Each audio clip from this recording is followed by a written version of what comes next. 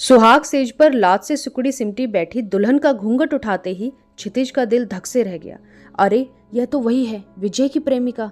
ये कैसी गलती हो गई उससे। उसकी दीदी ने सौम्या की सूरत और सीरत की इतनी प्रशंसा की थी कि उसने कह दिया, अगर आपको पसंद है तो मुझे उसे देखने की जरूरत नहीं है। शादी भी महीने भर के भीतर हो गई, सो टेलीफोन पर बात करने का भी सिलसिला नहीं चल पाया। वैसे भी लड़कियों के मामले में क्षितिज बहुत शर्मीला था। सौम्या उसके बचपन के दोस्त विजय के साथ मेरठ से MBA कर रही थी, वहीं उनकी दोस्ती हुई। पर सौम्या ठाकुर थी और विजय बनिया। इस कारण सौम्या के घर वालों ने उनके प्यार की भनक लगते ही उसकी शादी की बात शुरू कर दी और सौम्या का कॉलेज छुड़ाकर उसे वापस देहरादून बुला लिया। विजय और क्षितिज बचपन से ही एक साथ पढ़े। 12वीं के बाद क्षितिज इंजीनियरिंग करने खड़गपुर चला गया और विजय ने बरेली से ही BSc ज्वाइन कर लिया। पर संयोग से जब दोनों मित्रों की नौकरी नोएडा में लगी तो दोनों फिर एक दूसरे के करीब आ गए। तभी एक दिन विजय ने सौम्या का जिक्र किया था, उसकी फोटो भी दिखाई थी, पर यह भी बताया था कि सौम्या के घर वाले संबंध के पूरी तरह खिलाफ हैं और सौम्या ने भी मजबूरन उससे मिलना जुलना बंद कर दिया। फिर एक दिन दूर से ही उसने क्षितिज को सौम्या को दिखाया भी था। फिर अचानक एक दिन विजय ने सूचना दी कि उसने बेंगलोर की कंपनी ज्वाइन कर ली है ताकि दूर जा सके और नए माहौल में वो सौम्या को भुला सके।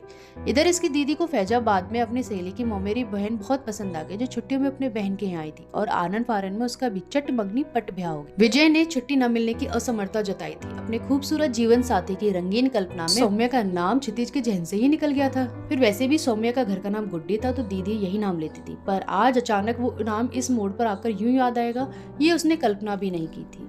आप सौम्या, मेरा मतलब है कुछ बोलने से पहले ही वो हकला गया। सौम्या ने उसी समय अपनी कप कपाती पलकें ऊपर उठाई तो उसे लगा जैसे कायनात एक पल को ठहर गई हो। सौम्या वाकई बहुत खूबसूरत थी, पर इससे पहले कि उसकी आंखें उन झील सी आंखों में डूबती वह संभल गया। मेरा मतलब है ये शादी आपकी मर्जी से हुई है? हाँ, पर आप ऐसा क्यों पूछ रहे हैं? आप विजय गुप्ता को जानती हैं? इस बार उसने सीधा प्रश्न किया तो सौम्या के चेहरे पर एक साथ कितने ही रंग लौट आए।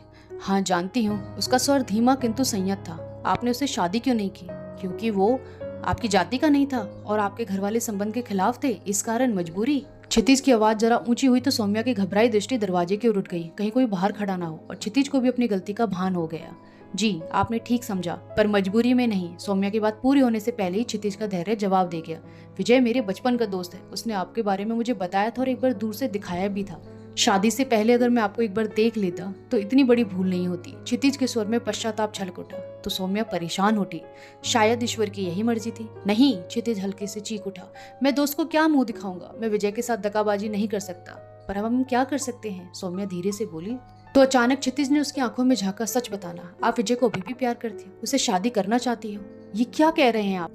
मेरे माता पिता ने मेरी शादी आपसे की है, ये सब सोचना और बोलना भी पाप है। देखो सौम्या, ये पुराना जमाना नहीं है कि लड़की को जिस खूंटे में बांध दिया जिंदगी भर उसी में बंधी रहे, चाहे उसे पसंद हो या ना हो। अब समय बदल गया है, तुम पढ़ी लिखी हो, मैं तुम्हें तलाक देकर तुम्हारी शादी विजय से करवा दूंगा। क्षितिज ने जैसे निर्णय ले लिया, पर सौम्या आशा के विपरीत सख्त उठी। कभी नहीं, मैं अपने माँ बाप से बहुत प्यार करती हूँ और ये भी जानती कि वो हमेशा मेरा भला ही सोचेंगे, इसलिए मैं उन्हें जरा भी दुख देने के बारे में सोच भी नहीं सकती।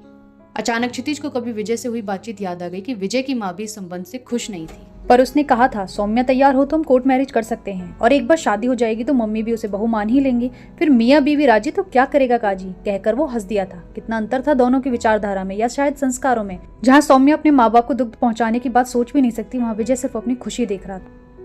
हम कल इस बारे में बात करेंगे, बहुत थक गया हूँ, तुम भी सो जाओ, कहकर क्षितिज वहीं पड़े दीवान पर पसर गया और सौम्या चुपचाप पलंग पर लेट गई, जहाँ उसके सपनों की तरह फूल भी मुरझाने लगे थे। दूसरे दिन घर में सब लोग उन दोनों से चुहलबाजी करते रहे, पर किसी को असलियत की भनक भी नहीं थी। रात को कमरे में पहुंचते ही क्षितिज ने दीवान पर ही तकिया रख लिया।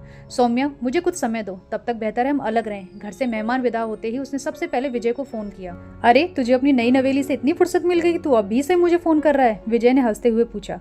हाँ, और ये तो बता भाभी कैसी हैं? तेरे सपनों की चौखट में तो फिट बैठी ना। डेटिंग के युग में तूने तो बिना देखे ही शादी कर ली। वह बहुत खूबसूरत है, मेरी कल्पना से भी परे। क्षितिज की आवाज में संजीदगी थी, जिसे महसूस कर विजय बेचैन हो उठा। तो फिर क्या हुआ? क्या उसका कहीं इश्क विश्क? जानते हो विजय, जब मैंने उसका घूंघट हटाया तो वो चेहरा कौन सा था? पहली मत बुझा, साफ साफ बता। विजय थोड़ा उकता गया। सौम्या का। क्षितिज का स्वर बर्फ सा ठंडा था, पर विजय का पांव जैसे अंगारे पर पड़ गया। ये क्या मजाक है? मजाक नहीं, यही सच्चाई है, और मैंने तुमसे यही पूछने के लिए फोन किया है कि आगे मैं क्या करूं। मैंने उसकी उंगली तक नहीं छुई है। मतलब? क्षितिज इतना ही कह पाया। विजय इस अप्रत्याशित स्थिति की तो उसने कल्पना भी नहीं की थी। विजय, तू कहे तो मैं उसे तलाक देकर उसकी शादी तुझसे करवा देता हूँ, पर उसके घर वाले? विजय असमंजस में था।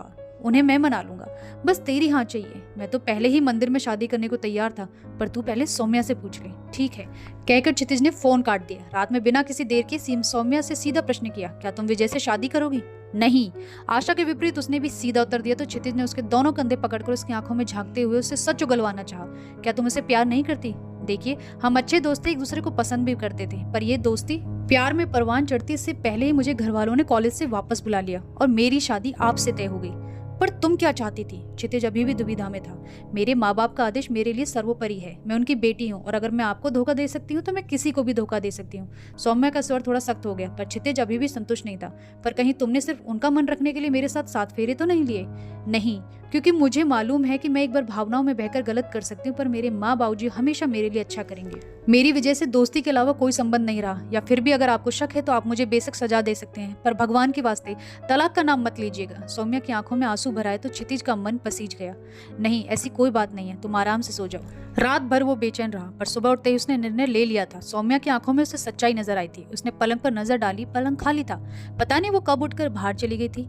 नहा धोकर जब वो चाय लेकर आई तो क्षितिज उसे देखता रह गया। पीली साड़ी में जैसे साक्षात वसंत उतर आया था। चाय पीकर तैयार होता हूँ, मंदिर चलना है, क्षितिज ने चाय पकड़ते हुए कहा तो सौम्या की प्रश्न भरी दृष्टि उसकी ओर उठ गई। ईश्वर का आशीर्वाद लेकर ही तो हमें अपना दाम्पत्य जीवन शुरू करना है, क्षितिज ने मुस्कुराकर कहा तो सौम्या का चेहरा खुशी से खिल उठा। उसके संस्कारों की कीमत उसे मिल गई थी। ये थी क्षितिज और सौम्या की कहानी। अगर आपको वीडियो पसंद आई हो तो प्लीज चैनल को सब्सक्राइब जरूर करें और बेल आइकन को हिट कर दें। नेक्स्ट मिलेंगे अगली वीडियो में। Thank you.